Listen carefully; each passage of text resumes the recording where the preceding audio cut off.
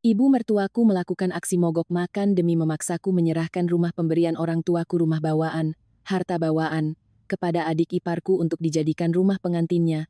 Suamiku membentak, "Kamu mau membiarkan ibuku mati kelaparan?" Aku menanggapinya dengan ketenangan yang membuat seluruh keluarga suamiku terdiam kaku. Suamiku melayangkan tamparan keras hingga pipiku panas, menunjuk tepat ke wajahku dan berteriak, "Kamu mau membiarkan ibuku mati kelaparan?" Penyebabnya hanyalah karena aku bersikeras tidak mau menyerahkan sertifikat rumah bawaanku itu untuk adik iparku yang akan menikah. Untuk memaksaku, ibu mertua memainkan drama mogok makan, terbaring lemah di ranjang sambil merintih mengeluh lapar dan haus. Namun, keluarga mereka tidak tahu bahwa aku telah diam-diam memasang kamera CCTV. Tengah malam, aku merekam jelas adegan ibu mertua yang katanya sedang sakit parah itu mengendap-endap ke dapur, diam-diam memasak sarang burung walet dan menggoreng daging sapi waju lalu melahapnya dengan rakus. Mengusap noda darah di bibirku, aku tersenyum tenang.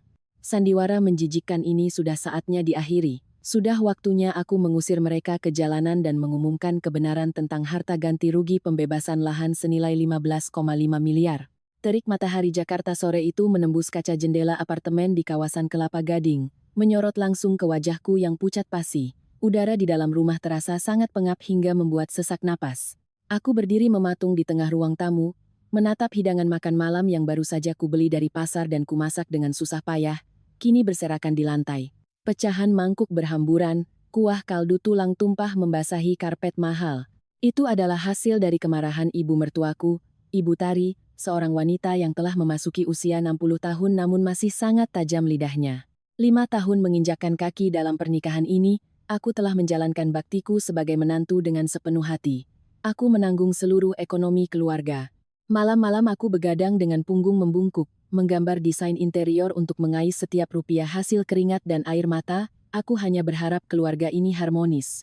Suamiku, Hendra, hanyalah seorang staf administrasi rendahan dengan penghasilan sebulan tak sampai 5 juta, tetapi selalu bertingkah seolah dialah tulang punggung keluarga. Uang yang ia bawa pulang hanya cukup untuknya nongkrong minum bir dan jajan pribadi. Seluruh tagihan listrik, air, biaya sekolah untuk Lita, putri kami, dan juga biaya hidup yang mahal untuk ibu mertua serta adik laki-lakinya yang bernama Tommy, semua dibebankan ke pundakku. Namun, kesabaranku tidak dibalas dengan rasa terima kasih. Hari ini, sandiwara terburuk telah resmi dimulai. Ibu Tari terbaring lemas di sofa ruang tamu, kepalanya diikat sapu tangan, mulutnya merintih tak henti-hentinya. Ia memejamkan mata, tangannya memegangi dada, berpura-pura seolah napasnya akan putus saat itu juga. Tommy, adik iparku yang sudah berumur 25 tahun tapi masih pengangguran dan luntang-lantung, berdiri dengan tangan terlipat di belakang punggung, mengangkat dagu menatapku dengan tatapan kurang ajar. Tommy dengan suara lantang berkata, "Mbak Maya ini benar-benar egois. Mbak sudah menikah masuk ke keluarga kami, maka harta Mbak juga milik keluarga kami. Mbak mau bawa harta itu mati? Coba lihat ibu.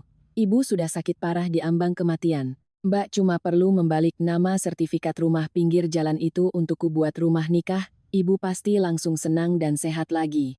Buat apa Mbak peluk erat-erat rumah itu? Rumah pinggir jalan di kawasan Kebayoran Baru yang disebut Tommy adalah hasil keringat dan air mata orang tua kandungku. Sebelum aku naik pelaminan, orang tuaku telah membalik namakan rumah itu kepadaku sebagai harta bawaan, sebagai jaminan masa depan anak perempuannya. Selama ini aku menyewakannya untuk menutupi biaya hidup di rumah ini. Namun kini, ibu mertua dan adik iparku malah mengincarnya, diam-diam berniat merampasnya dengan terang-terangan. Aku menatap Tommy, suaraku tegas tanpa kompromi, "Tommy, jaga bicaramu. Rumah itu adalah harta pribadiku, yang dibeli dari jerih payah orang tuaku seumur hidup. Kamu sudah besar. Kalau mau menikah ya usaha sendiri, cari kerja, dan cari uang.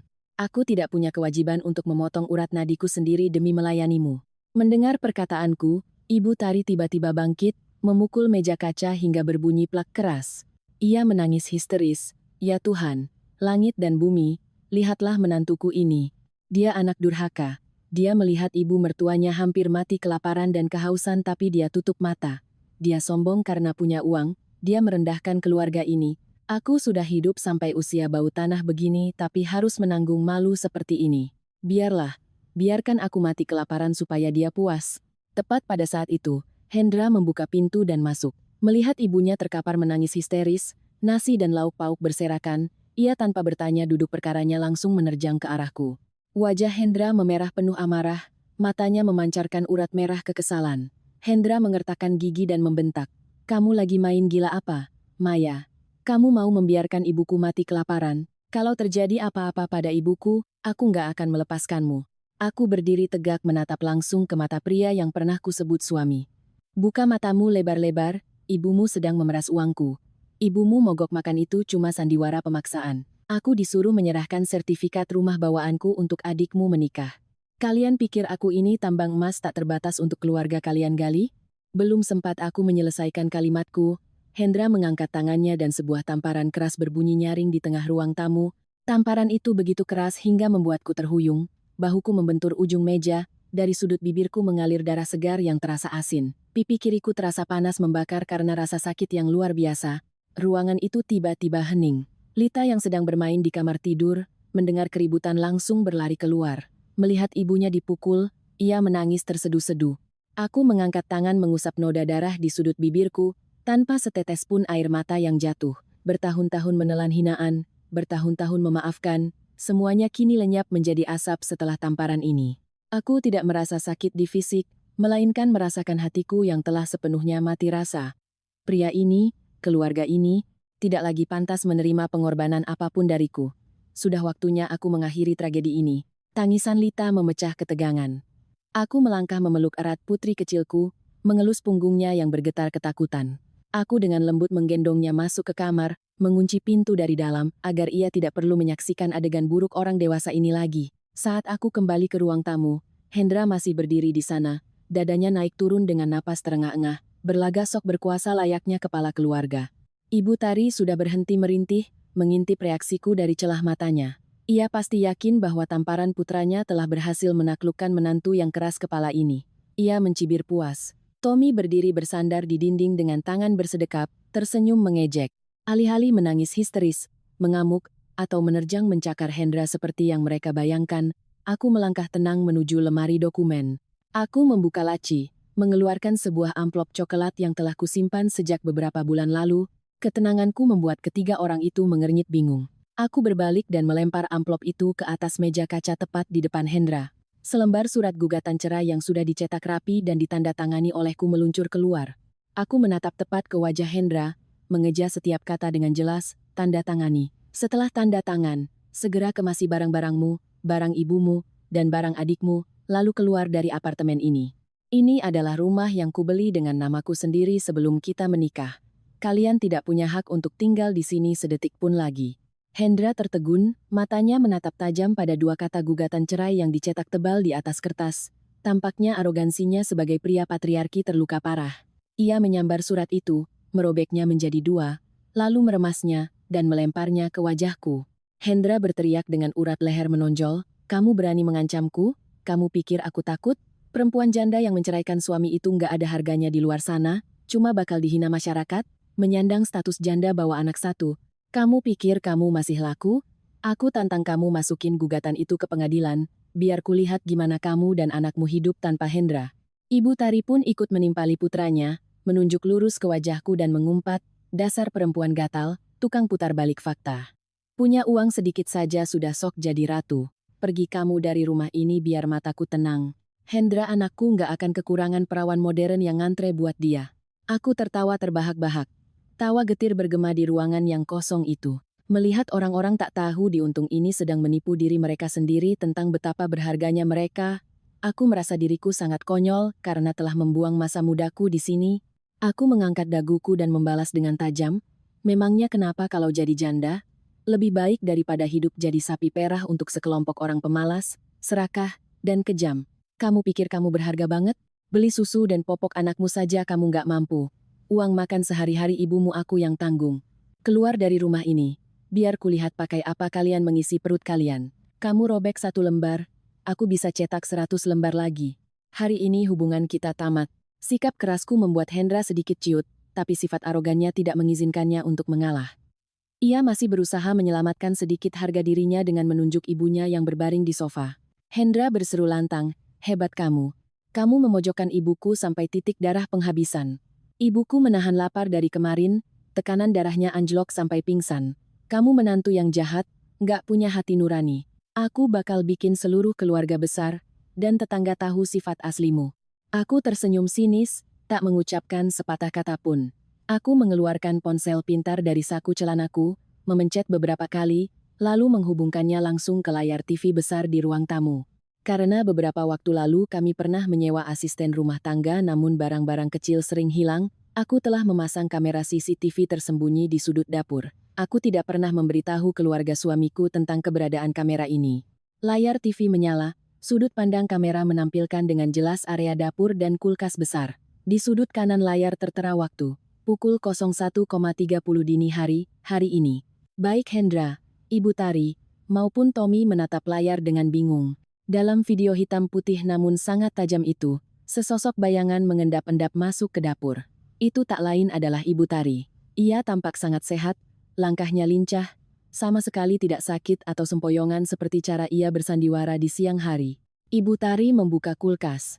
Dengan hati-hati mengeluarkan sekotak sarang burung walet kualitas premium yang kubeli dari uang tabunganku khusus untuk pemulihan Lita sehabis sakit. Tidak hanya itu, ia juga mengeluarkan nampan berisi daging sapi wagyu impor yang baru kubeli untuk rencana pesta panggangan akhir pekan bersama putriku. Semua tindakannya mulai dari merebus sarang walet, menyalakan kompor, hingga menggoreng daging sapi terekam sangat jelas. Suara dari kamera terekam dengan amat jernih, suara mendesis daging yang digoreng dan suara decakan mulut ibu mertua yang memuji kelezatannya. Dalam video itu, Ibu Tari mengunyah daging sapi dengan rakus sambil bergumam sendiri, daging sapi yang dibeli anak sialan ini enak banget, makan yang banyak biar besok kuat akting lagi. Baru puasa 1 siang saja perut rasanya sudah melilit.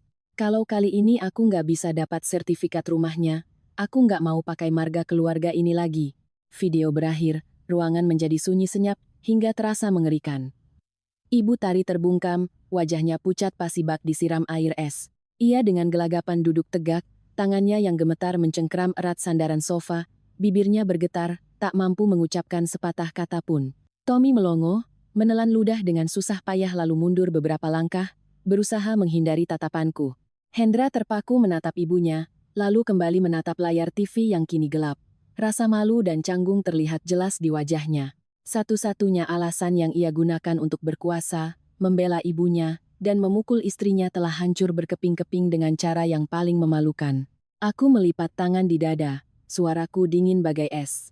Ibu kelaparan sampai harus mencuri makanan cucu sendiri tengah malam begini? Kelaparan tapi masak sarang burung walet dan melahap daging sapi impor dengan rakus? Sandiwara ibu terlalu amatiran. Aku menoleh ke Hendra. Hendra, buka matamu lebar-lebar. Sekarang, alasan apa lagi yang mau kamu pakai untuk memaki dan memukulku? Segera kemasi barang-barangmu, panggil ibu dan adikmu, lalu angkat kaki dari rumahku sekarang juga. Kalau kalian tidak mau pergi sendiri, aku akan panggil satpam apartemen untuk melemparkan barang-barang kalian ke koridor. Setelah mengucapkan kata-kata perpisahan tanpa ampun itu, aku tidak sudi berlama-lama di ruang tamu sedetik pun lagi. Melihat wajah mereka yang pucat dan memalukan hanya membuatku semakin mual. Aku berjalan langsung ke kamar tidur, menarik koper besar dari atas lemari, dan mulai memasukkan pakaianku beserta pakaian Lita. Aku tidak mau tinggal di rumah ini malam ini. Meski ini rumahku, tapi udaranya telah dikotori oleh mereka. Aku butuh ruang yang damai untuk menenangkan pikiran dan melindungi putriku dari suara-suara beracun. Besok aku akan menyuruh pengacara untuk mengurus pengusiran mereka secara hukum. Aku memakaikan jaket hangat untuk Lita, menggendongnya di satu tangan, sementara tangan yang lain menarik koper menuju pintu. Hendra melihatku hendak pergi, dengan panik ia berlari mengejar dan menghalangiku. Ia merendahkan suaranya mencoba merayu, "Maya, kamu mau kemana malam-malam begini? Ada apa-apa kan suami istri bisa dibicarakan baik-baik di dalam rumah? Soal ibu kan sudah tua. Ibu lagi kalut. Masa kamu masukin ke hati?" Aku menepis kasar tangannya dari koperku. Ucapannya sekarang terdengar sangat munafik dan memuakan. Aku menatapnya tajam. "Jangan sentuh barangku. Di antara kita tidak ada lagi yang perlu dibicarakan baik-baik. Surat gugatan cerai akan kukirim lewat pos. Selamat tinggal." Aku menuntun putriku keluar pintu. Bunyi kunci pintu tertutup dengan keras di belakangku, menutup 5 tahun masa mudaku yang penuh air mata. Aku menyetir mobil membawa putriku menembus jalanan Jakarta yang berangin, menuju sebuah rumah bertingkat 3 yang familiar, yang terletak jauh di dalam gang kecil di kawasan Cempaka Putih. Itu adalah rumah orang tua kandungku. Sarang yang sesungguhnya selalu membuka pelukan untuk menyambutku pulang. Begitu mendengar suara bel pintu, ibuku, Ibu Lestari, tergopoh-gopoh keluar untuk membuka pintu, melihatku membawa koper dengan wajah kuyu dan pipi kiri yang masih bengkak merah mencetak bekas jari, ibuku panik hingga menjatuhkan kunci di tangannya. Ia memelukku erat, air matanya berlinang. Ya Tuhan, anak perempuanku kenapa begini? Bajingan mana yang memukulmu sampai seperti ini? Ayahku, Pak Tirto, yang sedang menonton berita di ruang tengah mendengar keributan itu dan bergegas keluar. Beliau adalah seorang purnawirawan TNI, sifatnya lurus dan sangat menyayangi anaknya. Melihat luka di wajahku, ekspresi ayahku langsung mengeras, urat-urat biru menonjol di dahinya. Beliau berbalik ke dalam rumah, menyambar tongkat kayu di sudut pintu, suaranya penuh amarah. Si Hendra berani memukulmu? Bapak dan ibu membesarkanmu susah payah, dijaga bagai kristal berharga, bukan untuk dinikahkan supaya dia pukuli.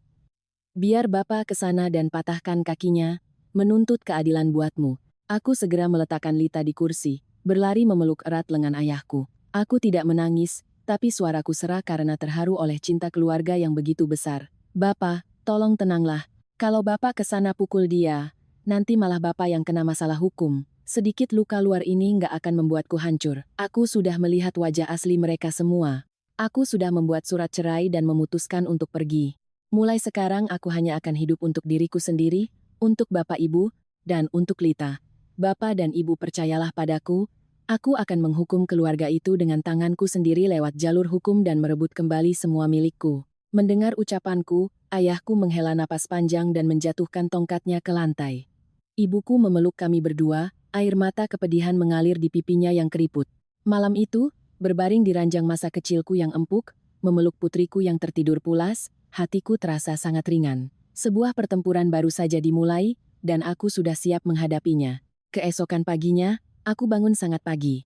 Tidak perlu lagi repot menyiapkan sarapan untuk seluruh keluarga suami, tidak perlu lagi mendengar omelan yang menyebalkan.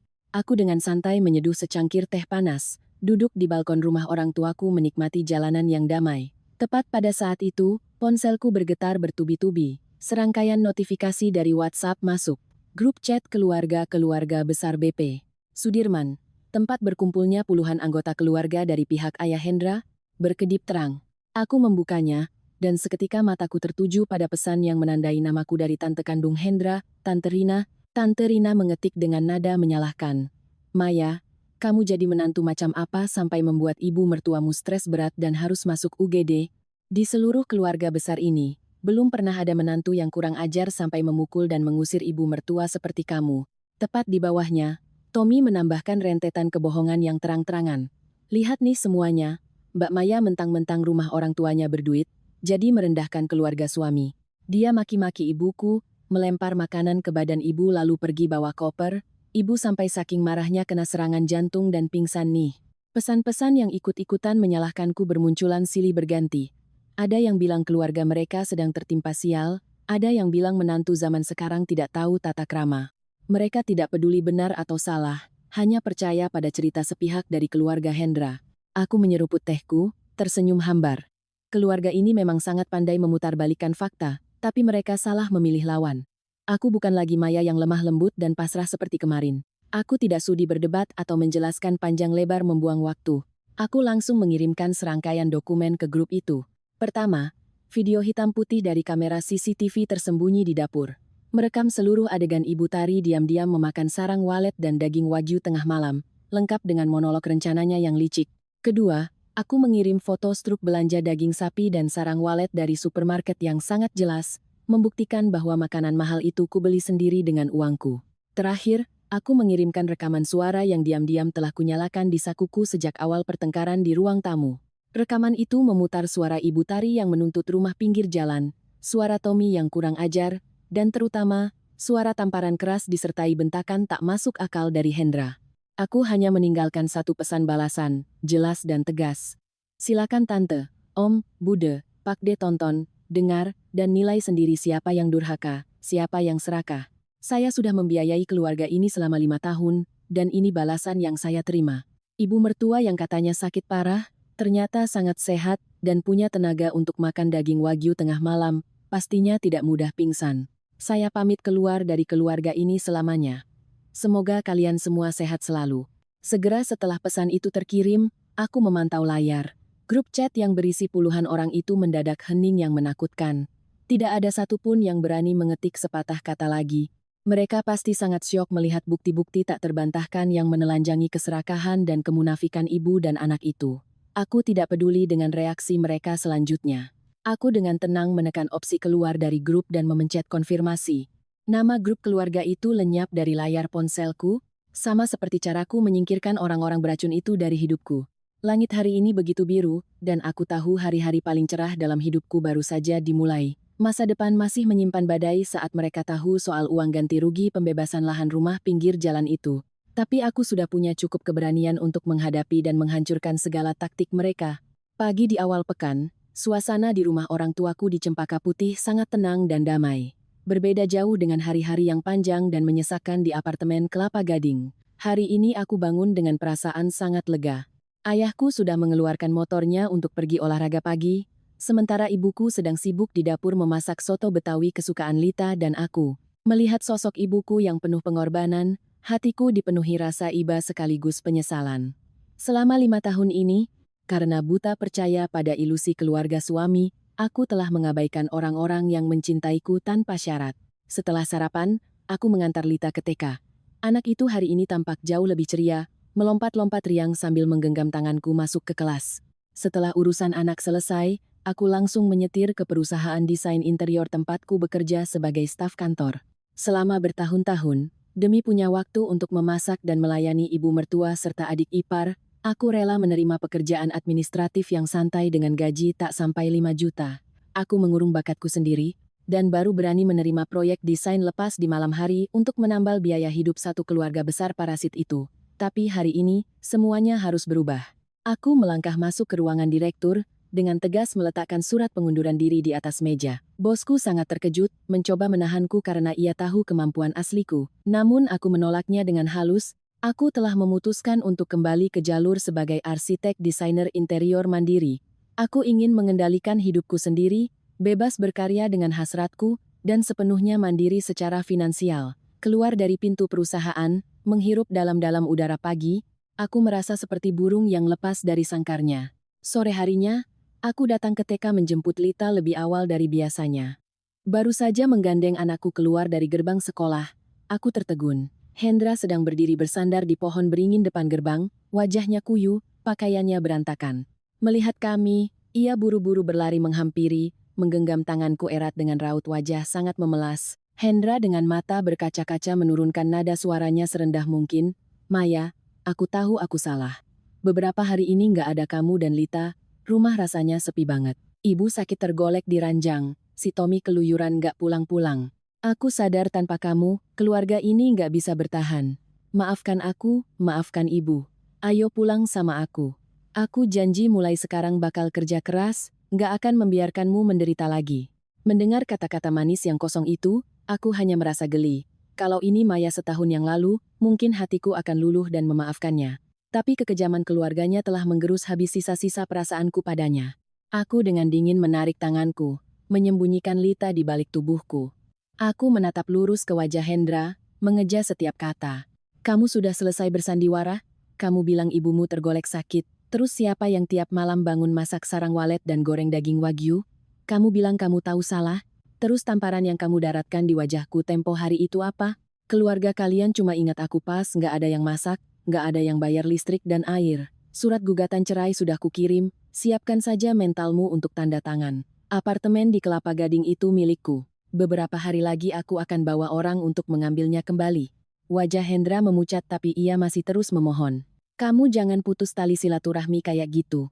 Suami istri wajar kalau ada cekcok. Bagaimanapun juga kamu harus jaga muka aku, jaga muka keluarga besarku. Kalau soal rumah pinggir jalan di Kebayoran Baru itu, kamu balik nama saja sementara buat Tommy untuk resepsi nikah, nanti juga dikembalikan. Buat apa kamu peluk erat-erat harta itu sampai bikin keluarga hancur? Sampai di titik ini batas kesabaranku sudah benar-benar habis. Sifat serakahnya sama sekali tidak berubah.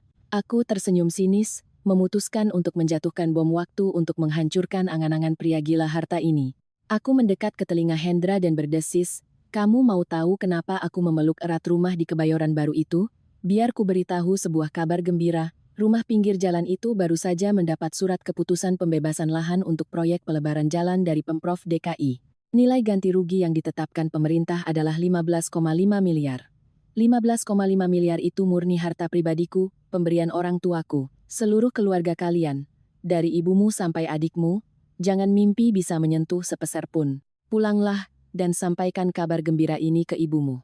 Setelah berkata demikian, aku mengangkat Lita naik ke motor, lalu menarik gas dan pergi. Lewat kaca spion, aku melihat Hendra berdiri kaku mematung. Matanya terbelalak, mulutnya menganga, wajahnya yang tadinya pucat berubah menjadi merah padam karena syok.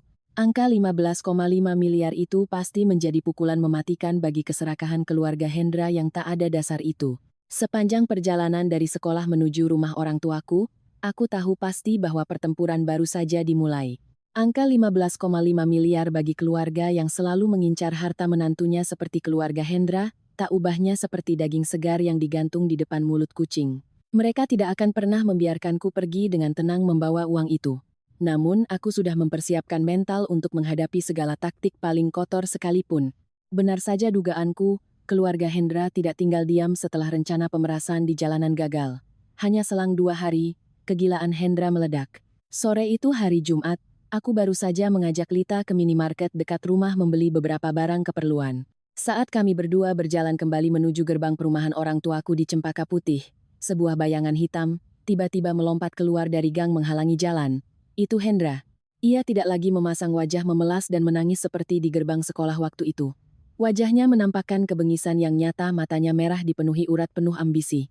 Ia merentangkan kedua tangan menghalangi jalan, napasnya berbau alkohol menyengat. Lita ketakutan, memeluk erat kakiku sambil menangis histeris. Aku buru-buru menggendong anakku, mundur beberapa langkah untuk menjaga jarak aman dari pria yang kehilangan akal sehat ini. Hendra menunjuk lurus ke wajahku, berteriak di tengah jalan. Berhenti di situ kamu mau menelan sendirian uang ganti rugi itu lalu membuang keluarga ini, kan? Jangan mimpi, kita belum cerai sah di pengadilan, hukum masih mengakui kita suami istri. Harta yang timbul selama masa pernikahan adalah harta gonogini. Kamu harus bagi separuhnya untukku, 7,75 miliar.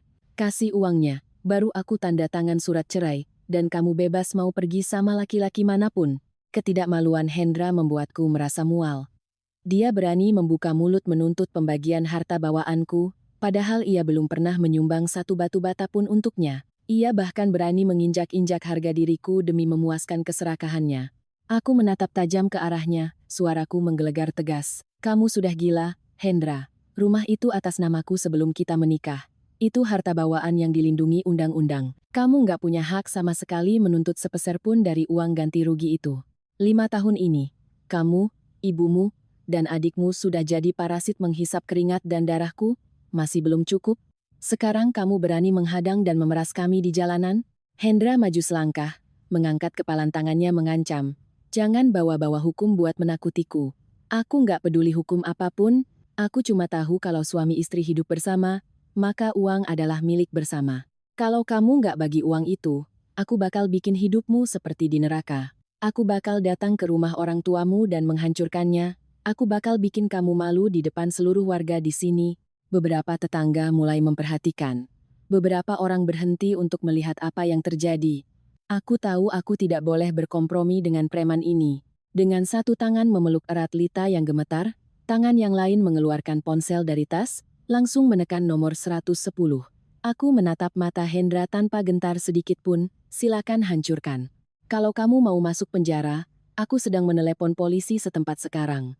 Tindakan pencegatan, pemerasan, ancaman, dan perbuatan tidak menyenangkan di muka umum sudah cukup buat kamu makan nasi penjara beberapa tahun. Mau coba? Melihatku menekan tombol panggil dan menempelkan ponsel ke telinga, nyali Hendra langsung ciut. Sifat pengecutnya seketika muncul. Ia mundur beberapa langkah, menunjuk ke arahku sambil melontarkan kalimat berbisa. Sambil mengertakkan gigi ia berkata, hebat kamu. Tunggu saja, urusan ini belum selesai. 15,5 miliar itu bakal diambil lagi oleh keluargaku dengan segala cara. Lihat saja nanti. Setelah berkata begitu, ia berbalik dan lari terbirit-birit ke arah jalan besar. Aku menghela napas lega, menepuk-nepuk punggung kecil putriku. Keserakahan telah mengubah pria yang pernah satu ranjang denganku menjadi sesosok iblis. Aku tahu keluarganya akan menggunakan taktik yang lebih kotor lagi, Namun aku akan menggunakan akal sehat dan hukum untuk melindungi hakku yang sah. Tepat seperti dugaanku, keluarga Hendra tidak tinggal diam setelah kegagalan pemerasan di jalanan. Hanya 2 hari kemudian, sebuah drama baru dirancang lebih rapi oleh mereka, berharap dapat menggunakan tekanan sosial dan dalih bakti anak untuk memaksaku mengalah. Pagi hari Minggu, saat aku sedang duduk menggambar draft desain di rumah orang tuaku, ponselku berdering. Layar menampilkan nama Tommy, adik iparku yang kurang ajar. Begitu teleponku angkat, suara teriakan histeris Tommy terdengar di telingaku. Ia berbicara dengan terburu-buru, "Mbak Maya, cepat ke rumah sakit Cipto Mangunkusumo sekarang. Ibu kena serangan jantung dan pingsan. Dokter bilang kondisinya kritis banget. Ini semua gara-gara Mbak bikin ibu marah, gara-gara Mbak minta cerai dan mau bawa kabur uang makanya ibu syok berat begini. Kalau Mbak masih punya hati nurani, cepat datang ke sini." Aku mematikan telepon, tersenyum sinis. Serangan jantung? Seorang wanita yang sanggup menghabiskan senampan daging wagyu pada jam 2 pagi pasti punya jantung yang lebih kuat dari kerbau. Meskipun begitu, aku tetap memutuskan pergi ke rumah sakit. Bukan karena khawatir, melainkan karena aku ingin menghancurkan sendiri drama murahan ini di depan semua parasit yang bersiap-siap memanfaatkannya. Ketika aku melangkah masuk ke ruang UGD, pemandangan yang terlihat sangat menggelikan. Ibu Tari terbaring di ranjang rumah sakit, tubuhnya dipasangi berbagai kabel, matanya terpejam erat, dan sesekali mengerang kesakitan. Di sekeliling ranjang terdapat Hendra, Tommy, dan beberapa kerabat dari pihak Hendra seperti Tante Rina dan Pak D. Mereka mengelilingi ranjang dengan wajah ditekuk seperti sedang melayat. Melihatku muncul, Tante Rina langsung menerjang ke arahku, mencubit lenganku dan memaki dengan keras. "Maya, coba kamu lihat apa yang sudah kamu perbuat sampai ibu mertuamu jadi begini. Kamu punya uang ganti rugi belasan miliar tapi pelitnya minta ampun ke keluarga suami. Kamu mau mendorongnya sampai mati, kan? Cepat cabut gugatan ceraimu, balik nama separuh uang itu ke Hendra, biar ibumu tenang dan bisa istirahat." Hendra juga mendekat dengan raut wajah sok menderita. "Kamu lihat akibat perbuatanmu, kalau sampai terjadi apa-apa pada ibu, kamu bakal menyesal seumur hidup. Buat apa uang banyak kalau keluarga hancur?" Turuti kata Tante dan Pak D, tanda tangani pembagian harta, lalu kita mulai dari awal lagi. Ibu Tari yang terbaring di ranjang, mengintip dari celah matanya dan saat melihatku ia mulai berakting lebih dalam. Ia bernapas terengah-engah, tangannya memegang dada, suaranya lemah dan putus-putus. "Aduh, dadaku sakit sekali. Si Maya mau membunuhku. Dia bawa lari uang 15,5 miliar milik keluarga kami buat dikasih ke laki-laki lain. Semuanya jadi saksi buatku. Kalau aku mati, itu karena menantuku yang memaksaku mati." Kerabat-kerabat di sekeliling mulai menunjuk-nunjuk, berbisik-bisik, dan melemparkan tatapan penuh celaan ke arahku, tapi aku sama sekali tidak panik. Aku melangkah dengan tenang ke samping ranjang rumah sakit, menatap langsung ke wajah ibu mertuaku yang aktingnya sangat menjiwai. Aku tersenyum, menunjuk ke layar monitor detak jantung yang berada tepat di atas ranjangnya. Aku berbicara dengan artikulasi yang jelas agar semua orang bisa mendengar. "Tante, Pak D, silakan tenang dan lihat ke layar monitor itu. Detak jantung ibu saya berdetak stabil 75 kali per menit, tekanan darah normal, saturasi oksigen di darah 100%. Dari tadi, apa ada dokter UGD yang panik menangani ibu? Tidak, karena mereka tahu beliau sangat sehat. Pasien serangan jantung yang hampir mati tapi wajahnya merona merah dan bisa berpidato dengan lancar begini, wah, dunia medis benar-benar harus mencatat rekor baru." Seluruh keluarga besar Hendra serentak mendongak melihat layar monitor.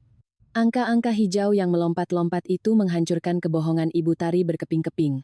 Suasana di ruang UGD mendadak menjadi sangat canggung dan memalukan. Beberapa keluarga pasien di ranjang sebelah bahkan mulai menutup mulut menahan tawa melihat kekonyolan keluarga suamiku. Ditelanjangi dengan telak di depan umum, wajah Ibu Tari berubah dari pucat pura-pura menjadi merah padam karena marah. Menyadari bahwa ia tidak bisa lagi memerankan pasien sakaratul maut, ia langsung bangun, merenggut alat pengukur oksigen di jarinya dan melemparnya ke lantai. Ibu Tari menunjuk lurus ke wajahku, suaranya melengking memaki. "Anak sialan, kamu berani mempermalukanku di depan kerabat?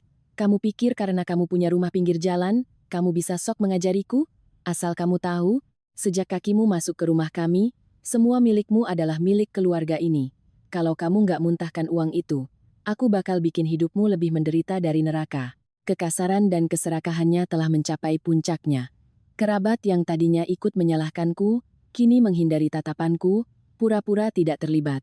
Mereka telah menyadari kebenaran kejam tentang kerabat mereka sendiri. Aku tidak sudi berdebat dengan Ibu Tari. Aku menoleh menatap Hendra, pria yang kini menyusut karena rasa malu. Aku mengambil ponsel dari dalam tas, menyalakan volume hingga maksimal. Ini adalah rekaman audio yang diam-diam kuambil saat ia mengadangnya dan memeras kami di gerbang perumahan Cempaka Putih. Suara Hendra yang mabuk dan bergaya preman menggema jelas di ruang UGD. Harta yang timbul selama masa pernikahan adalah harta Gonogini. Kamu harus bagi separuhnya untukku, 7,75 miliar. Aku nggak peduli hukum apapun. Aku bakal datang ke rumah orang tuamu dan menghancurkannya. Mendengar suaranya sendiri, Hendra gemetar dan pucat pasi. Ia menerjang maju hendak merebut ponselku, tapi aku dengan sigap menyimpannya kembali. Semua tatapan jijik dari orang-orang di sekitar kini tertuju padanya. Bahkan Tante Rina pun hanya bisa menggelengkan kepala, menarik tangan beberapa kerabat dan langsung berjalan keluar dari pintu rumah sakit, tak ingin lagi terseret dalam benang kusut yang memalukan ini. Aku mengambil surat gugatan cerai dan bolpoin dari tasku, meletakkannya dengan kasar di atas meja troli medis di samping ranjang.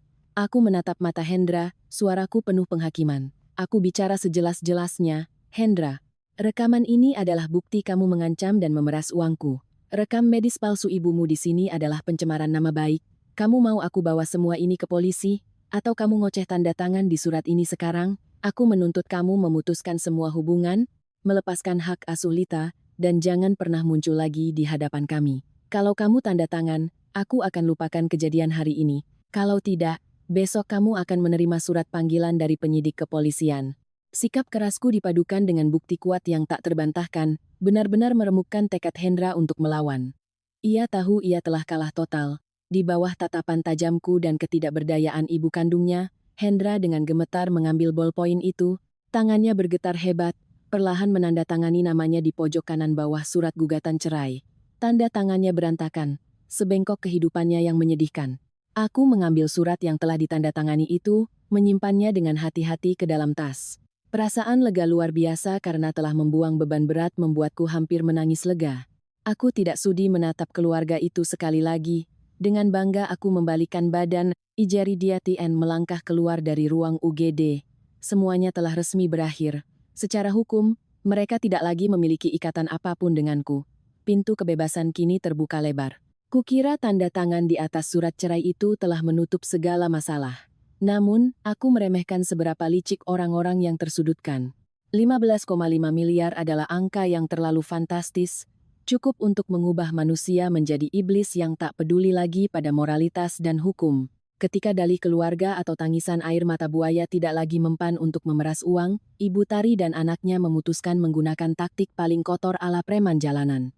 3 hari setelah kejadian di rumah sakit, aku sedang sibuk di kantor desain kecil yang baru kusewa di pusat kawasan Sudirman untuk memulai bisnisku sendiri. Tiba-tiba, ada nomor tak dikenal memanggil. Orang di ujung telepon memperkenalkan diri sebagai satpam apartemen di Kelapa Gading, tempat di mana aku memiliki unit dan baru saja mengusir keluarga Hendra dari sana. Suara satpam itu sangat panik. "Ibu Maya ya? Bu, segera kembali ke apartemen ibu sekarang. Ada orang jahat yang menyiram cat merah campur terasi busuk di depan pintu unit ibu. Mereka juga menempel pamflet yang mencemarkan nama baik ibu di seluruh koridor dan lift. Satu lantai heboh semua karena bau busuknya menyengat banget. Hatiku mencelos, namun aku dengan cepat menguasai diriku. Aku tahu pasti siapa pelakunya. Hanya Ibu Tari dan si Tommy yang akan menggunakan taktik rendahan sekotor ini untuk balas dendam. Aku berpesan kepada satpam, agar tidak membersihkan apapun, harus menjaga tempat kejadian tetap utuh menunggu kedatanganku untuk ditangani. Aku bergegas memesan taksi kembali ke apartemen Kelapa Gading. Begitu keluar dari lift lantai 15, bau terasi busuk bercampur bau cat industri menusuk tajam ke hidung hingga membuat mual. Di depan pintu apartemenku pemandangannya sangat mengerikan. Pintu kayu jati mahalku berlumuran noda cat merah cerah seperti darah. Di dinding dan lantai berserakan bercak-bercak merah.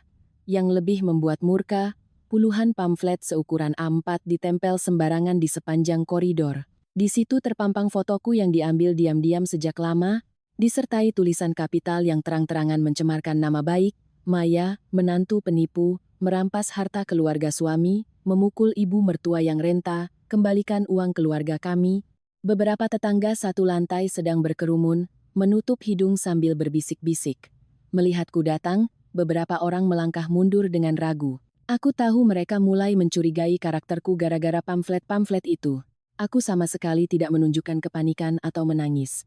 Aku menarik napas dalam-dalam, berpaling dan berkata kepada para tetangga dengan suara yang jelas dan tegas. Mohon maaf Bapak, Ibu karena harus terkena imbas bau busuk ini. Masalah keluarga saya sedang diselesaikan. Pelaku penyiraman cat ini adalah keluarga mantan suami saya. Mereka ingin merampas harta pribadi saya, jadi mereka menyebar fitnah murahan. Saya akan melaporkan ini ke polisi untuk diproses secara hukum. Mohon pengertiannya dan beri saya waktu sebentar. Setelah berkata demikian, aku mengeluarkan ponsel, dengan teliti memotret seluruh tempat kejadian, pintu yang berlumuran cat merah, pamflet-pamflet fitnah, dan juga noda cat yang berceceran di lantai. Setiap foto terekam jelas dengan keterangan waktu dan lokasi. Aku segera menelepon layanan pengaduan Polsek Kelapa Gading, melaporkan tindakan perusakan properti dan pencemaran nama baik. Berdiri di depan pintu yang kotor itu, aku meyakinkan diriku sendiri bahwa aku tidak akan pernah mundur.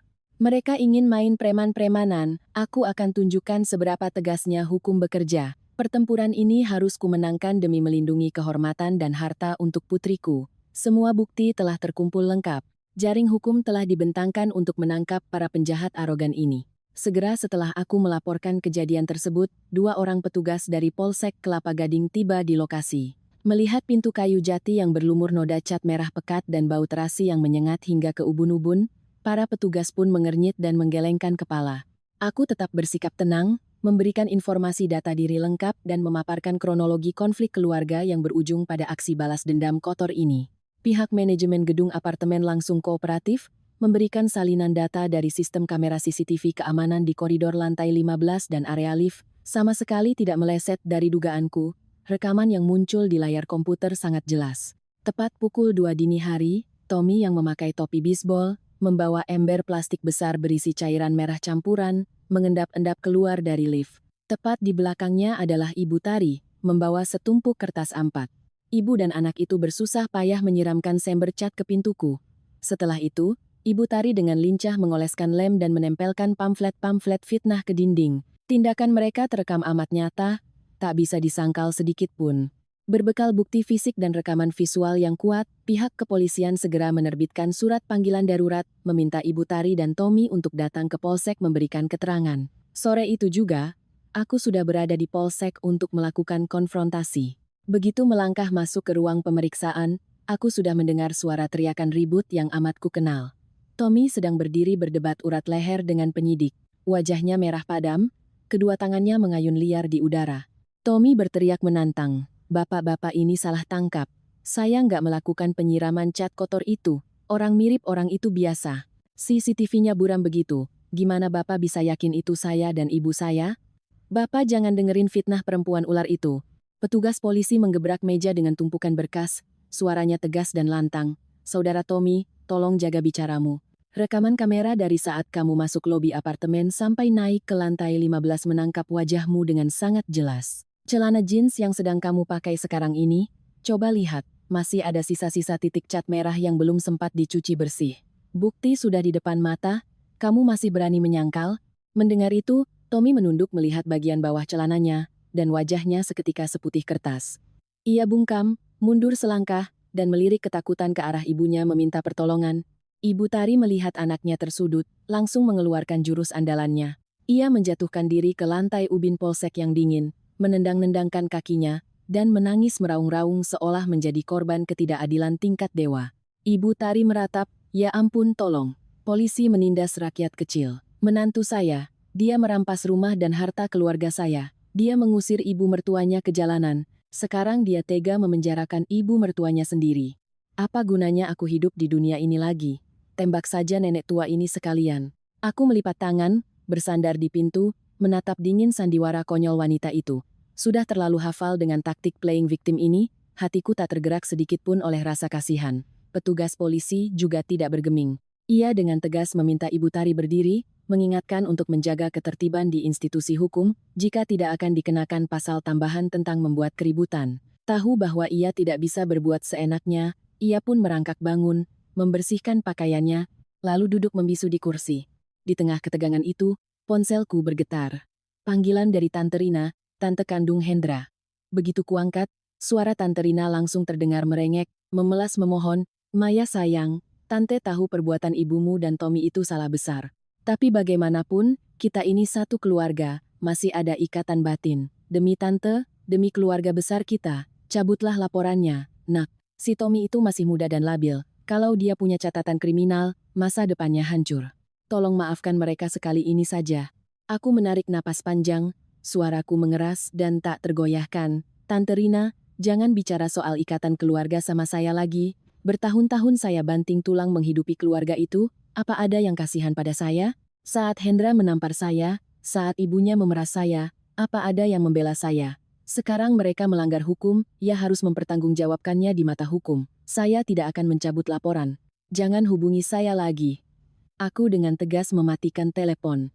Setelah menyelesaikan proses BAP, berita acara pemeriksaan, di Polsek, aku langsung meluncur ke kantor pengacara Budi. Pak Budi adalah teman lama ayahku, seorang pengacara senior yang sangat tenang dan ahli hukum. Aku menyerahkan seluruh USB berisi video CCTV, rekaman suara pemerasan, foto kejadian penyiraman cat, dan surat keterangan polisi kepadanya. Setelah meneliti berkas dengan saksama, Pak Budi membetulkan letak kacamatanya dan mengangguk mantap. Kamu melakukan hal yang sangat tepat, Maya. Mengalah sekarang hanya akan membuat orang serakah makin ngelunjak. Dengan bukti-bukti ini, perbuatan keluarga mantan suamimu sudah memenuhi unsur pidana perusakan barang dan pencemaran nama baik. Tapi yang lebih penting, Bapak akan segera menyusun permohonan darurat ke pengadilan negeri. Kita akan meminta penetapan perintah perlindungan, restraining order. Surat ini akan melarang Hendra dan keluarganya mendekatimu, anakmu, tempat tinggal, dan tempat kerjamu dalam radius yang ditentukan. Kalau mereka melanggar, mereka bisa langsung ditahan. Aku menandatangani surat kuasa untuk pengacara Budi dengan keyakinan penuh. Memegang bukti tanda terima di tanganku, aku tahu aku telah membangun benteng hukum yang kokoh untuk melindungi kedamaian hidup kami berdua. Meski polisi sudah turun tangan, namun dampak dari pamflet-pamflet fitnah yang ditempel di koridor apartemen masih menyebar. Tetangga-tetangga yang suka bergosip mulai membicarakanku. Beberapa kenalan Hendra bahkan diam-diam memotret pamflet itu lalu menyebarkannya di media sosial dengan tambahan kalimat sarkas. Mereka menuduhku sebagai wanita tak tahu diuntung, ibarat kacang lupa kulitnya pada keluarga suami. Aku sangat paham betapa mengerikannya kekuatan opini publik. Jika aku memilih diam dan menahan diri seperti dulu, aku akan selamanya dicap sebagai pendosa, sebagai menantu durhaka. Untuk melindungi nama baikku dan bisnis desain interior yang baru susah payah kubangun, aku memutuskan untuk melakukan serangan balik. Kali ini, aku akan menghancurkan segala kebohongan dengan kenyataan yang paling telanjang. Malam itu, setelah menidurkan Lita, aku duduk di meja kerja, menyalakan laptop. Aku masuk ke sebuah grup komunitas besar di Facebook, Instagram yang khusus membagikan kisah nyata rumah tangga, yang anggotanya mencapai jutaan orang. Aku memutuskan untuk menulis postingan kronologis yang menyamarkan sebagian identitas tapi cukup jelas bagi siapapun yang mengenalku. Judul tulisannya kucetak kapital. Kebenaran tentang menantu durhaka yang disiram cat merah karena dipaksa menyerahkan harta bawaan untuk keluarga suami. Dalam tulisan itu, aku menggunakan bahasa yang tenang dan terstruktur menceritakan 5 tahun perjalananku yang penuh penderitaan. Aku menceritakan bagaimana aku bekerja keras siang dan malam menanggung biaya hidup 4 mulut, sementara sang suami hanya tahu menghamburkan uang saku dan mabuk-mabukan. Aku membongkar rencana licik ibu mertua yang pura-pura sakit dan mogok makan demi memaksaku membalik nama rumah pinggir jalan pemberian orang tua kandungku dari hasil keringat mereka. Agar postinganku tidak dianggap omong kosong, aku melampirkan video asli dari CCTV tersembunyi yang menunjukkan ibu mertua bangun tengah malam memasak sarang walet dan daging wagyu dengan lahap.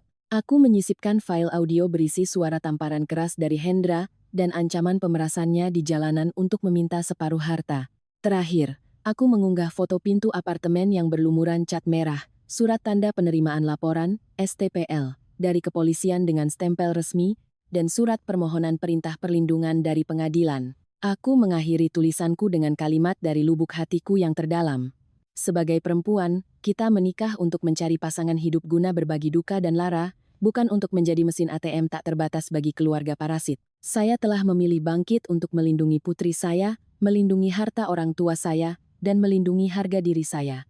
Bagi mereka yang menyebarkan fitnah ini, tolong lihat bukti-bukti ini sebelum Anda berucap jahat. Hanya dalam waktu 15 menit setelah diposting, tulisanku memicu gempa bumi di media sosial. Jumlah interaksi melonjak drastis dengan puluhan ribu likes, komentar dan share. Netizen mendidih karena marah. Hampir semua komentar berempati pada penderitaanku dan mengutuk keras tindakan tak manusiawi keluarga Hendra, Ratusan akun melontarkan komentar tajam. Ada yang menulis, "Ya ampun, ibu mertua mogok makan tapi tengah malam makan daging wagyu sama sarang walet? Ini sih pantas dapat piala citra. Istrinya pinter banget pasang CCTV tersembunyi."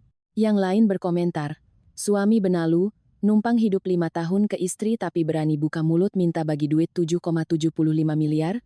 Dukung mbaknya penjarakan mereka semua biar makan nasi bungkus gratis di Bui." Gelombang kemarahan itu meluas hingga kerabat Hendra yang tadinya membagikan foto pamflet fitnah itu, semuanya ketakutan dan buru-buru menghapus postingan lama mereka. Besok paginya, seorang mantan rekan kerjaku mengirim pesan memberitahu bahwa Hendra terpaksa menggembok seluruh akun media sosialnya karena diserang habis-habisan oleh netizen tanpa ampun. Kebenaran akhirnya terungkap di bawah sinar terang. Nama baikku sepenuhnya pulih, sedangkan keluarga Hendra tenggelam dalam lautan rasa malu yang luar biasa. Keluar gang pun mereka tak berani mengangkat wajah menatap orang lain. Setelah hari-hari penuh badai di media sosial, kehidupanku dan putriku di rumah orang tua kembali berjalan normal dan damai. Bisnis di kantor desain interior baruku berjalan sangat lancar. Berkat koneksi lama dan reputasi baikku, aku mendapatkan beberapa kontrak desain dan renovasi rumah komprehensif. Bapak dan ibu melihatku mandiri dan kuat pun sangat bahagia. Kesehatan mereka terlihat makin membaik. Di tengah kedamaian itu, sebuah peristiwa penting yang menjadi titik balik secara resmi terjadi, mendorong keserakahan keluarga Hendra ke puncak kegilaannya. Pagi di pertengahan minggu yang cerah, Panitia Pembebasan Lahan Pemprov DKI bersama aparat kelurahan setempat melakukan pemasangan papan pengumuman resmi mengenai pengambilalihan tanah. Sebuah papan besar dengan huruf tebal dipasang rapi di depan rolling door besi rumah pinggir jalan milikku di Kebayoran Baru. Di bagian bawah papan itu terdapat stempel merah resmi dari instansi pemerintah, membuktikan legalitas mutlak dari dokumen tersebut. Pada papan itu tertulis jelas, nama pemilik lahan adalah Maya. Luas yang dibebaskan untuk proyek pelebaran jalan arteri adalah seluruhnya 120 meter persegi, dan yang paling mencolok, nominal nilai ganti rugi dicetak tebal. Total nilai ganti rugi bangunan dan tanah adalah 15.530 juta rupiah, 15.530 juta rupiah. Kabar tentang uang ganti rugi raksasa ini menyebar cepat di seluruh kawasan Kebayoran Baru. Tetangga sekitar heboh membicarakannya. Banyak yang menelepon memberi selamat kepada orang tuaku karena punya visi bisnis yang hebat. Tentu saja, kabar menggemparkan ini juga terbang langsung ke telinga Ibu Tari dan anaknya dengan kecepatan bagai badai. Sore itu juga, Ibu Tari dan Hendra memanggil ojek, berlari pontang-panting ke lokasi untuk memastikannya dengan mata kepala sendiri. Saat berdiri di depan papan pengumuman, melihat deretan angka 0 yang berjejer rapi, mata Ibu Tari membelalak penuh hasrat. 15,5 miliar. Sebuah jumlah yang bahkan dalam mimpi pun tak berani dibayangkan oleh keluarga mereka. Kini uang itu ada di depan mata. Tapi menyakitkannya, uang itu atas nama menantu yang baru saja mereka buang. Hendra berdiri kaku menatap kertas itu, kedua tangannya mengepal erat hingga urat-urat birunya menonjol, rasa iri dan amarah meluap di dadanya. Pria benalu yang biasa hidup bergantung padaku tidak bisa menerima kenyataan bahwa aku akan segera menjadi miliarder, sedangkan ia tak punya apa-apa, masa depannya gelap gulita. Ibu Tari mengamuk, memukul-mukul pintu besi sambil berteriak di tengah hari bolong, "Ya Tuhan, 15,5 miliar milik keluarga kita. Si Maya pakai pelet apa sampai pemerintah kasih ganti rugi sebanyak ini? Dia penipu, dia mencuri uang anakku. Rumah ini milik Hendra, uang ini harusnya milik Hendra."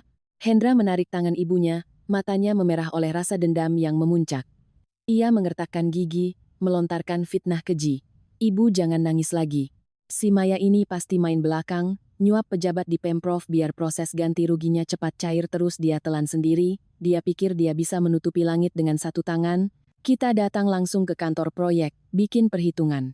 Kalau nggak dibagi separuh, aku bakal bikin proyek ini nggak bisa jalan." Dibutakan oleh keserakahan hingga kehilangan akal sehat sepenuhnya, ibu dan anak itu langsung naik motor, tancap gas menuju kantor pengelola proyek pembebasan lahan di Jakarta Selatan. Mereka sama sekali tidak sadar bahwa tindakan gegabah yang membabi buta ini adalah galian kubur terakhir untuk mengubur sisa-sisa martabat keluarga mereka. Kantor pengelola proyek pagi itu ramai orang keluar masuk untuk mencocokkan data ganti rugi.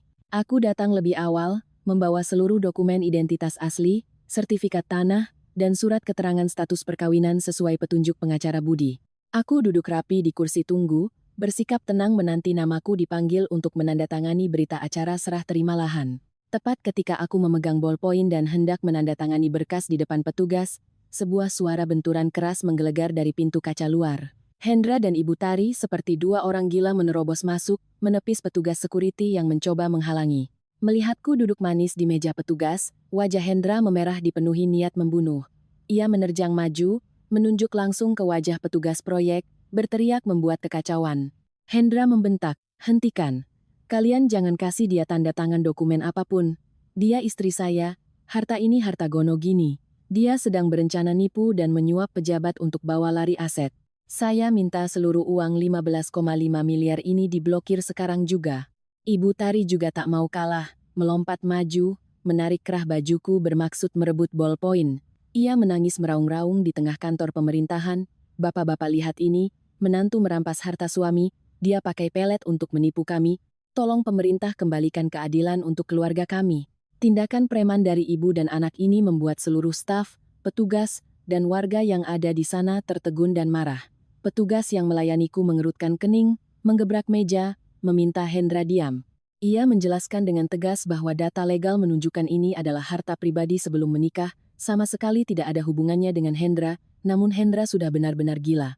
Melihat petugas membelaku, ia mengamuk, mengangkat tangannya bersiap melayangkan pukulan keras ke wajahku, sama seperti saat ia menamparku di apartemen Kelapa Gading. Tapi aku bukan lagi wanita yang pasrah seperti dulu. Aku dengan lincah mundur selangkah, menghindari ayunan tangannya. Detik itu juga, aku merogoh tasku, mengeluarkan sebuah dokumen dengan stempel merah resmi dari Pengadilan Negeri Jakarta Selatan. Itu adalah surat perintah perlindungan, restraining order, yang berhasil didapatkan oleh pengacara Budi kemarin. Aku mengangkat dokumen itu setinggi mata Hendra, suaraku dingin menggema di seluruh ruangan. "Hendra, buka matamu lebar-lebar. Ini adalah perintah perlindungan yang dikeluarkan Pengadilan Negeri, memerintahkan kamu dan keluargamu tidak boleh berada dalam radius 100 meter dari saya. Kamu baru saja melakukan ancaman, percobaan pemukulan, dan pelecehan di ruang publik. Pak Security, tolong tahan pria ini, saya akan menelepon polisi." Melihat stempel merah pengadilan, nyali Hendra menciut. Tim keamanan gedung langsung maju, mengunci kedua lengan Hendra ke belakang punggungnya. Ibu Tari melihat anaknya ditangkap menangis makin histeris, berguling-guling di lantai melakukan aksi protes. Hanya dalam waktu kurang dari 10 menit, aparat kepolisian tiba dengan mobil patroli. Komandan polisi melihat surat perintah dari pengadilan, lalu menatap kekacauan yang dibuat Hendra, dan menggelengkan kepala tegas. Beliau memberi perintah, bawa dua orang ini ke kantor sekarang juga. Perbuatan mengganggu ketertiban di institusi pemerintah, menghalangi tugas aparatur, dan melanggar perintah pengadilan adalah pelanggaran berat. Borgol pria ini dan masukkan ke mobil. Hendra digiring polisi, wajahnya dipenuhi ketakutan dan rasa malu yang tak tertahankan. Ibu Tari terseret mengikutinya dari belakang, menangis terseduh-seduh hingga tak bersuara. Aku berdiri tegak, merapikan kerah bajuku, dan kembali memegang bolpoin untuk menandatangani dokumen ganti rugi. Badai kotor yang terakhir akhirnya tersapu bersih dari hidupku dengan akhir yang sempurna, meskipun Hendra sudah dengan terpaksa menandatangani surat cerai berminggu-minggu yang lalu dan telah ada kesepakatan pembagian harta yang dengan jelas menyatakan ia harus membereskan barang pribadinya dan keluar dari apartemen Kelapa Gading dalam waktu 7 hari. Tapi pria tak tahu malu itu kumat penyakit lamanya. Sudah lewat 2 minggu, Hendra tetap nekat mengunci pintu, bahkan mengganti kunci baru untuk tetap bertahan di apartemenku. Ia pasti mengira dengan bersikap bandel dan merengek, aku akan lelah dan mengalah. Tapi ia salah besar. Sabtu pagi, aku mengenakan setelan blazer kantor yang rapi, memancarkan aura otoritas yang dingin. Aku tidak datang sendirian ke lantai 15 apartemen itu, melainkan ditemani pengacara Budi, ketua RT, aparat polisi setempat, dan seorang ahli kunci profesional yang membawa koper peralatannya yang berat. Aku telah menyiapkan landasan hukum yang kuat untuk eksekusi pengusiran bersejarah ini. Aku mengangguk memberi tanda. Tukang kunci segera menyalakan mesin gerindanya. Bunyi gesekan logam terdengar melengking. Percikan api menyala menyilaukan, memecah kesunyian koridor. Hanya dalam waktu 5 menit, kunci keamanan yang kokoh itu terbelah dua dan jatuh berdenting ke lantai keramik. Aku mendorong pintu keras-keras dan masuk. Aroma busuk langsung menusuk hidung, bau bir murahan, asap rokok, dan makanan sisa berhari-hari yang membusuk. Apartemen mewah yang dulu selalu kurawat dan kubersihkan kini berubah menjadi tempat pembuangan sampah raksasa. Pakaian kotor berserakan di sofa, botol bir kosong menggelinding di lantai. Di tengah kekacauan itu, Hendra meringkuk tertidur di karpet ruang tamu. Badannya bau, pakaiannya kusut, janggut dan kumisnya tak terurus. Sementara kantung matanya menghitam dan cekung, bukti malam-malam panjang tak tidur tenggelam dalam mabuk-mabukan dan keputusasaan, suara dobrakan pintu membuatnya terbangun kaget. Melihatku berdiri menjulang di depannya bersama aparat, Hendra panik dan merangkak bangun dengan bertumpu pada kedua tangannya. Ia mengusap mata, menatap kosong pada pengacara Budi dan polisi, baru menyadari bahwa batas toleransinya telah habis. Kesombongan dan sifat kasarnya yang dulu hilang tak berbekas, digantikan oleh kepiluan seorang pecundang yang terpojok. Tiba-tiba, Hendra berjalan gontai mendekat, lalu berlutut tepat di bawah kakiku. Ia menyatukan kedua tangannya, air mata dan ingusnya bercucuran. Suaranya parau memelas. Hendra menangis tersedu-sedu. "Maya, aku mohon, kasihanilah aku. Ingatlah 5 tahun pernikahan kita. Ibuku sakit keras dan sudah pulang ke kampung, si Tommy didenda polisi, dan sekarang kabur dikejar utang. Aku baru saja dipecat dari kantorku kemarin karena terlalu sering bolos. Aku kehilangan semuanya, Maya. Izinkan aku numpang di rumah ini sebentar saja. Kamu bakal dapat uang 15,5 miliar. Masa kamu pelit memberiku satu tempat berteduh? Aku mohon. Aku sudah nggak punya jalan lagi." Melihat pria yang pernah berbagi kasur denganku kini berlutut hina di bawah kakiku. Aku tidak merasa puas atau bangga, melainkan merasa miris melihat nasib orang pemalas dan serakah. Aku mundur selangkah agar tubuhku tak disentuh olehnya, tatapanku setajam silet. Aku bersuara. Setiap kata yang kuucapkan menancap tepat di jantungnya. "Hendra, berdiri. Jangan bikin mataku kotor. Waktu kamu mengangkat tangan menamparku, apa kamu ingat pernikahan kita?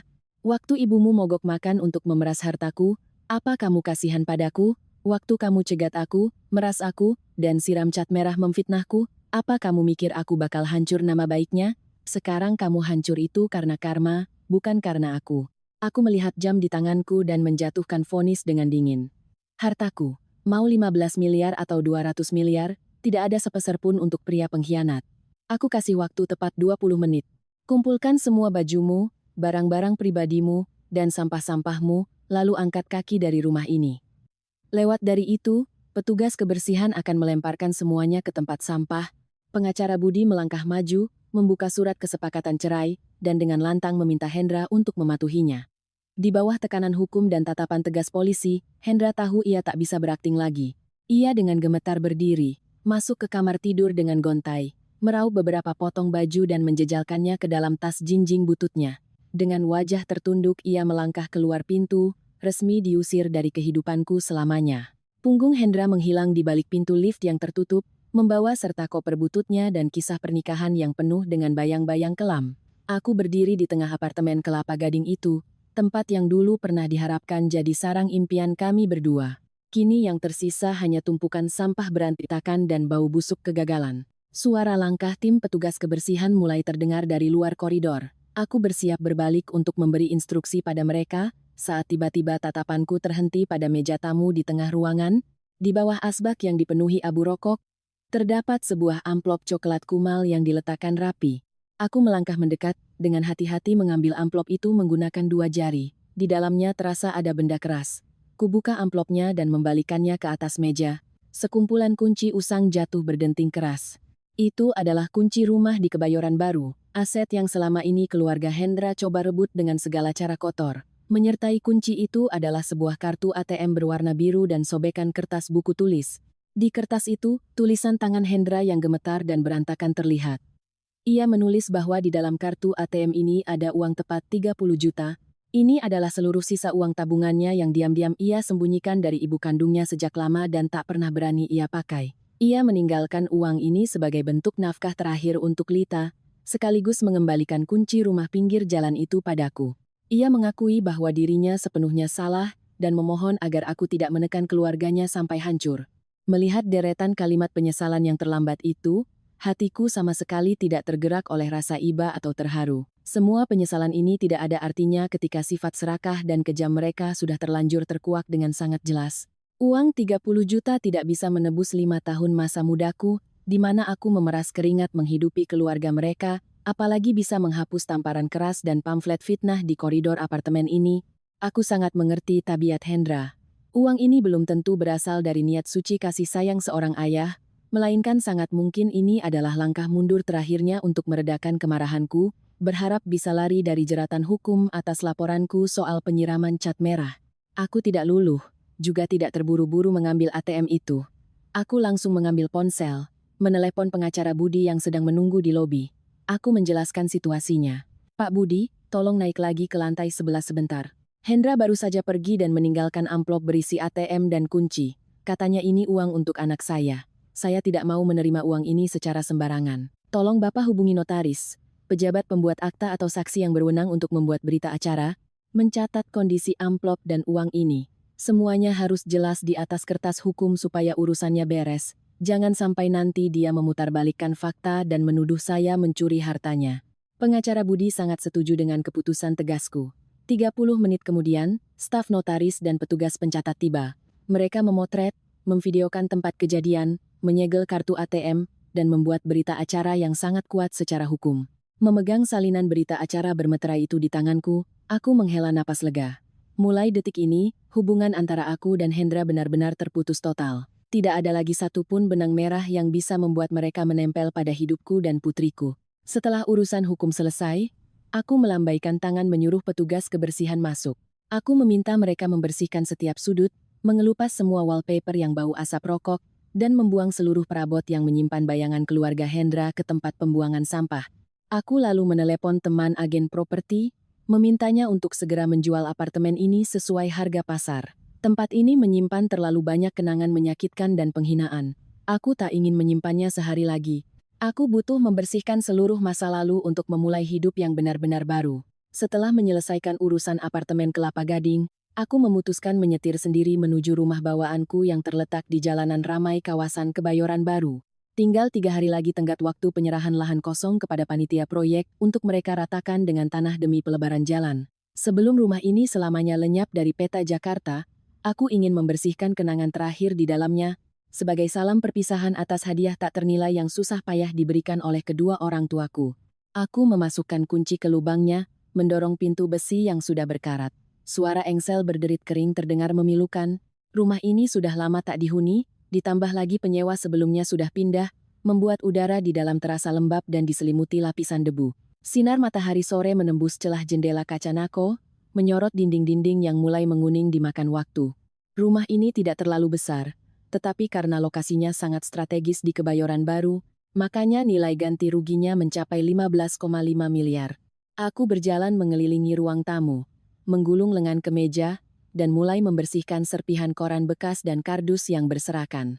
Ketika masuk ke kamar kecil di lantai 1 tempat ayah dan ibuku dulu menyimpan barang bekas, mataku tertuju pada sebuah lemari kayu jati tua yang rapat ke dinding. Lemari ini sudah menemani orang tuaku sejak masa-masa sulit dulu.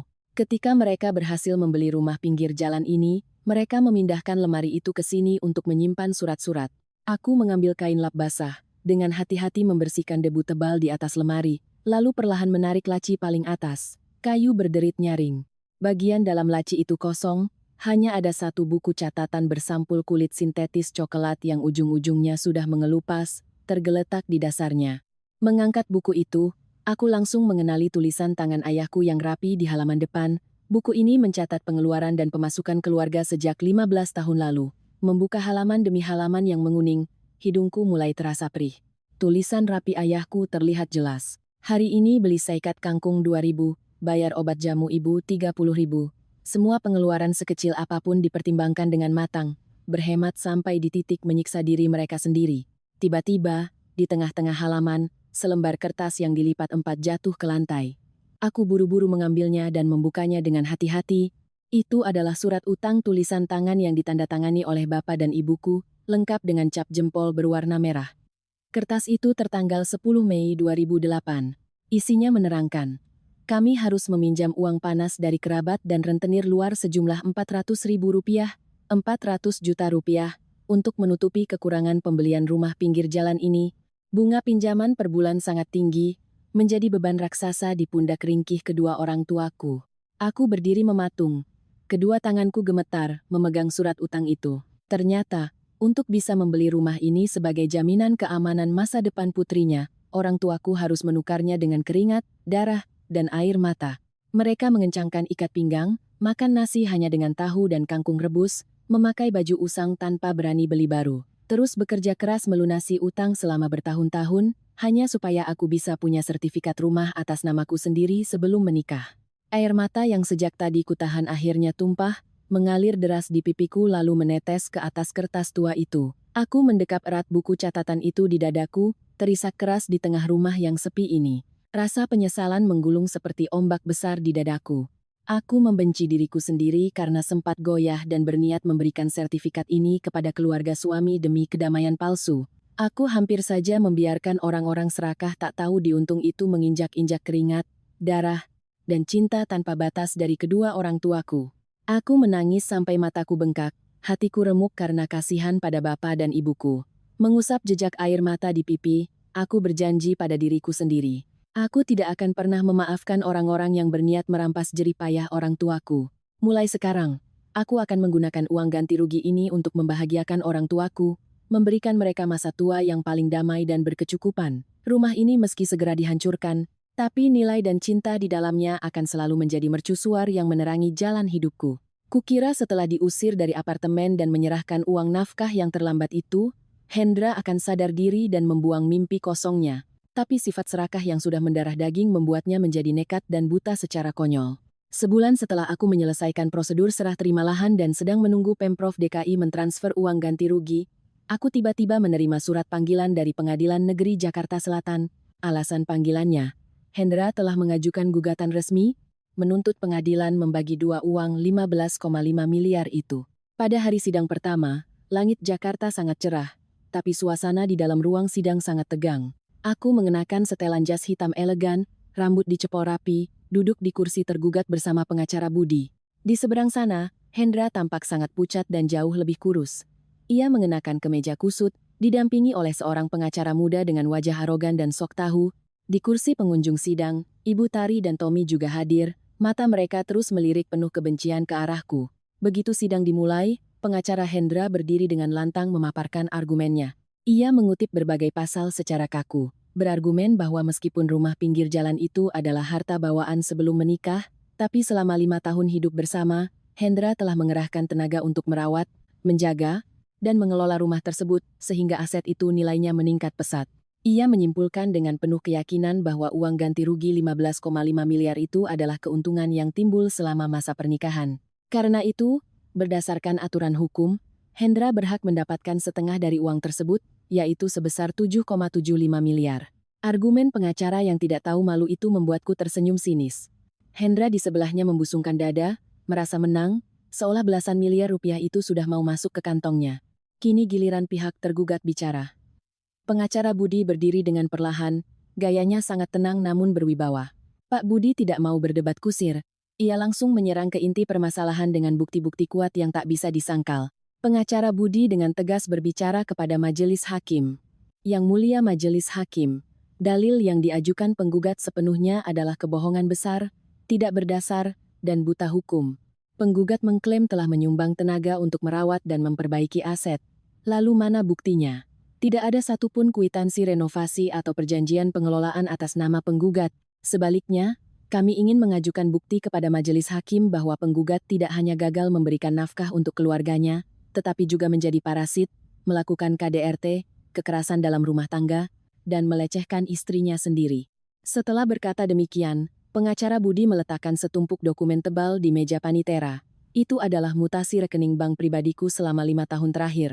Setiap transaksi tagihan listrik, air, uang belanja makanan, biaya sekolah Lita, bahkan uang pembelian sarang walet untuk ibu mertua, semuanya kubayar lewat transfer dengan catatan yang jelas. Tidak ada satupun transaksi yang menunjukkan kontribusi finansial dari Hendra. Tak berhenti di situ, pengacara Budi menyerahkan flash disk berisi bukti-bukti yang menelanjangi wajah asli keluarga mereka. Layar proyektor di ruang sidang menyala. Rekaman video menampilkan Ibu Tari sedang mencuri sarang walet dan daging sapi. Disusul oleh rekaman suara tamparan keras Hendra padaku beserta bentakannya di ruang tamu. Semua suara tajam itu menggema di ruang sidang, membuat Hendra memucat dan berkeringat dingin. Pukulan terakhir dilayangkan saat pengacara Budi memutar rekaman suara Hendra mencegatku dan melakukan pemerasan, dilanjutkan dengan BAP kepolisian terkait tindak pidana perusakan barang, penyiraman cat, dan pelanggaran perintah perlindungan. Pengacara Budi menutup dengan tegas. Yang mulia, seorang suami yang tidak pernah membawa pulang sepeser pun uang gaji untuk anak istri, namun melakukan KDRT, memeras, dan merusak properti istrinya sendiri. Dari mana dia punya hak hukum dan moral untuk menuntut separuh aset yang dibeli oleh mertuanya? Kami memohon agar majelis hakim menolak seluruh gugatan penggugat dan sekaligus mewajibkan penggugat membayar ganti rugi imaterial kepada klien kami akibat teror psikologis yang berkepanjangan. Pembelaan telak dengan bukti yang begitu jelas membuat pengacara muda Hendra bungkam, kelabakan membalik-balik tumpukan kertasnya, tanpa bisa menemukan satu kalimat pun untuk membantah. Ibu Tari yang duduk di kursi pengunjung, melihat situasi memburuk, mencoba kembali mengeluarkan jurus menangis histeris. Namun ia langsung ditegur keras oleh petugas keamanan pengadilan yang menyuruhnya diam. Drama perebutan harta dari orang serakah itu resmi menemui ajalnya, menelanjangi semua rasa tak tahu malu mereka. Seluruh ruang sidang tenggelam dalam keheningan yang mencekam saat majelis hakim kembali ke mimbar setelah skorsing untuk musyawarah. Hakim ketua seorang pria paruh baya berwajah tegas memegang putusan di tangannya dan membacanya dengan lantang. Hakim mendeham, suaranya menggema di ruangan. Berdasarkan bukti-bukti dokumen dalam berkas perkara dan proses pembuktian di persidangan hari ini, majelis hakim menimbang sebagai berikut, objek sengketa berupa rumah di kawasan Kebayoran Baru atas nama tergugat, Maya, adalah harta yang diperoleh dari orang tua kandung sebelum perkawinan berlangsung. Maka, objek ini sah merupakan harta bawaan, harta pribadi, tergugat. Hakim melirik Hendra yang gemetar di kursinya, lalu menekankan, pihak penggugat, SDR Hendra, tidak dapat membuktikan dalilnya mengenai kontribusi pemeliharaan atau peningkatan nilai aset tersebut, kenaikan nilai rumah hingga mendapat ganti rugi 15,5 miliar murni diakibatkan oleh dinamika harga properti dan kebijakan tata kota pemerintah, bukan karena jerih payah penggugat. Maka dari itu, tuntutan penggugat atas pembagian ganti rugi tersebut tidak beralasan hukum dan tidak dapat dikabulkan. Aku duduk tegak, jari-jariku saling bertaut di atas pangkuan, mendengarkan setiap patah kata putusan yang membawa kebenaran hukum, keadilan akhirnya benar-benar nyata. Hakim ketua dengan tegas membacakan amar putusan, mengadili, menolak gugatan penggugat untuk seluruhnya, serta mengingat bukti-bukti intimidasi dan tekanan psikis yang dilakukan penggugat terhadap tergugat, pengadilan menghukum penggugat untuk membayar seluruh biaya perkara. Selain itu, penggugat diwajibkan membayar ganti rugi imaterial kepada tergugat Sdri Maya sebesar Rp10.000, 10 juta rupiah, sesuai ketentuan yang berlaku. Ketukan palu kayu berbunyi 3 kali berturut-turut, menutup sidang. Putusan itu telah menghancurkan total niat busuk keluarga Hendra untuk merampas hartaku. Mendengar putusan itu, Hendra seperti kayu lapuk yang dicabut nyawanya, ambruk dan merosot di atas meja. Kedua tangannya memegangi kepala, mengacak-acak rambutnya yang berantakan, mulutnya berkomat-kamit tak jelas dalam keputusasaan yang mendalam. Uang 10 juta mungkin tidak besar, tapi itu adalah putusan hukum yang menampar wajahnya, membuktikan kepada dunia betapa kasar, serakah, dan buruknya pria ini. Ibu Tari dan Tommy terdiam kaku di kursi penonton. Mimpi indah untuk menjadi kaya mendadak dan hidup bergelimang harta dari uang 15,5 miliar itu lenyap seketika menjadi debu. Mereka tak dapat uang sepeser pun, malah harus menanggung biaya perkara dan ganti rugi puluhan juta rupiah karena kalah sidang. Rasa malu yang luar biasa membuat Ibu Tari tak berani mengangkat kepalanya menatap orang-orang. Ia menunduk sambil menarik tangan Tommy. Ibu dan anak itu berjalan cepat menunduk keluar dari ruang sidang, layaknya tikus yang lari dari sinar matahari. Aku tersenyum, berbalik dan berjabat tangan berterima kasih pada pengacara Budi. Kami berjalan keluar dari pengadilan dengan kepala tegak. Panas terik matahari siang Jakarta menyinari halaman pengadilan dengan hangat. Awan gelap masa lalu telah benar-benar sirna, digantikan oleh langit cerah, pertanda permulaan baru yang gemilang untuk kehidupanku dan putriku. Tepat seminggu setelah sidang bersejarah itu, ada notifikasi ting dari aplikasi M-Banking di ponselku. Seluruh uang ganti rugi pembebasan lahan sebesar Rp15.530.000 telah ditransfer langsung oleh pihak Pemprov DKI ke rekening pribadiku. Melihat deretan angka nol yang panjang di layar, hatiku dipenuhi kedamaian dan rasa aman yang luar biasa. Uang ini bukan jatuh dari langit, ini adalah ganti dari keringat dan air mata bapak dan ibuku, serta ketangguhanku berjuang mempertahankan hakku belakangan ini. Keesokan harinya, aku membawa orang tuaku dan Lita ke sebuah kompleks apartemen mewah di kawasan Senopati. Dengan pengalaman dan insting estetika sebagai desainer interior, aku memutuskan membeli tunai sebuah unit penthouse seluas 300 meter persegi di lantai teratas gedung. Apartemen itu memiliki pemandangan luar biasa menghadap indahnya panorama cakrawala kota Jakarta, Ruangannya luas dan sangat tenang, jauh berbeda dari gang sempit yang sumpek atau apartemen bising di Kelapa Gading. Aku ingin menggunakan hal-hal terbaik di dunia ini untuk membalas jasa orang tuaku dan memberi masa kecil yang utuh bagi putriku. Aku menyewa tukang untuk membongkar sekat, merancang ulang tata letak interior bergaya modern tapi tetap hangat, menyesuaikan dengan kebiasaan orang tuaku. Saat bapak dan ibu pindah ke rumah baru, menginjak lantai kayu oak yang nyaman, menghirup udara segar di balkon tinggi Senopati, wajah mereka selalu dihiasi senyuman bahagia. Bisnisku juga melangkah ke babak baru yang cerah. Dengan modal yang ada, aku dengan berani menyewa 1 lantai penuh di gedung perkantoran grade A di kawasan elit Sudirman. Aku mendirikan perusahaan jasa arsitektur dan kontraktor interior terpadu yang kunamai dengan nama anakku. Acara peresmian kantor berlangsung megah, dihadiri banyak teman, klien mitra bisnis, dan tentu saja, Pak Budi. Berdiri di tengah lobi kantor yang dipenuhi bunga, mengenakan gaun sutra berdesain elegan, aku mengangkat gelas wine, bersulang menyambut perjalanan baru ini. Aku bukan lagi pegawai kantoran yang rela disuruh-suruh orang, bukan pula istri yang harus menahan hinaan keluarga suami. Sekarang, aku adalah Maya, direktur utama perempuan yang mandiri, kuat, dan memegang kendali penuh atas hidupnya sendiri. Pada suatu malam akhir pekan, saat aku sedang duduk di balkon penthouse, menyesap secangkir teh chamomile, laptop di mejaku bergetar menandakan ada email masuk. Pengirimnya adalah alamat email yang sangat kukenal, namun sudah lama tak kuhiraukan email dari Hendra. Dengan acuh tak acuh, aku mengklik email tersebut. Kalimat-kalimat di dalamnya penuh dengan penyesalan yang mendalam. Hendra menulis bahwa ia telah kehilangan segalanya karena cap sebagai pelaku KDRT dan berurusan dengan polisi. Tidak ada satupun perusahaan di Jakarta yang mau menerimanya bekerja. Ibu Tari jatuh sakit parah karena syok kehilangan harta. Kerjanya setiap hari hanya berbaring di rumah sambil memaki-maki Hendra sebagai pria tak berguna. Tommy terjerat utang judi online dan melarikan diri entah kemana. Hendra mengabarkan bahwa ia juga bersiap naik bus malam pergi jauh ke Lampung, bekerja sebagai kuli di perkebunan kelapa sawit atau kopi, lari dari tatapan jijik tetangga dan kerabatnya di Jakarta. Di akhir surat, ia memohon agar aku menjaga kesehatan dan menitipkan permintaan maaf yang sudah sangat terlambat untuk Lita. Selesai membaca surat penuh derita dari mantan suami yang brengsek itu, hatiku setenang air kolam di malam hari, tak ada riak sedikit pun. Aku tidak merasa puas dengan penderitaannya, tapi juga tidak merasa kasihan. Segala yang ia tanggung sekarang adalah buah pahit dari benih yang ia dan keluarganya tanam sendiri. Aku tersenyum tipis, menggerakkan mouse, dan menekan tombol hapus permanen, untuk menghapus email itu dari kotak masukku selamanya.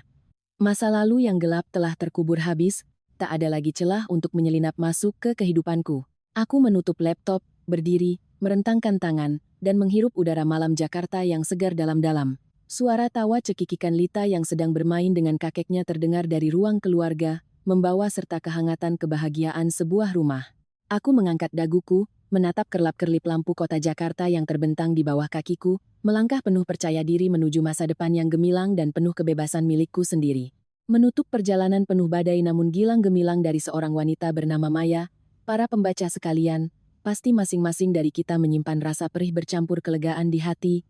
Mungkin melalui cerita ini, kita menyadari bahwa kesabaran dan pengorbanan buta dalam pernikahan tidak akan pernah bisa ditukar dengan ketulusan dari mereka yang pada dasarnya sudah berwatak serakah dan egois. Perempuan melangkah masuk ke pintu pernikahan untuk mencari pasangan hidup guna berbagi suka dan duka, bukan untuk menjadi alat penyedia kebutuhan tanpa syarat bagi keluarga yang tak tahu berterima kasih. Keserakahan yang tak berdasar dan taktik licik untuk merampas milik orang lain seperti yang dilakukan keluarga suami di atas, cepat atau lambat akan dihukum oleh karma dan hukum, menyisakan aib dan tangan hampa. Di saat yang sama, kisah ini menjadi pengingat yang mendalam tentang ikatan darah dan cinta kasih, di mana kasih sayang orang tua selalu menjadi pelabuhan paling damai, melindungi kita dari segala badai kehidupan. Selalu ingatlah satu hal. Nilai dirimu tidak terletak pada kepasrahan yang lemah, melainkan pada keberanian untuk bangkit, memutus rantai hubungan yang beracun, dan dengan tanganmu sendiri, menciptakan kehidupan yang cemerlang dan penuh kebanggaan untuk dirimu sendiri. Terima kasih telah meluangkan waktu berharga Anda untuk menyimak dan menemani kisah ini. Semoga Anda sekalian senantiasa diberi kedamaian, kesehatan, dan kebahagiaan yang melimpah.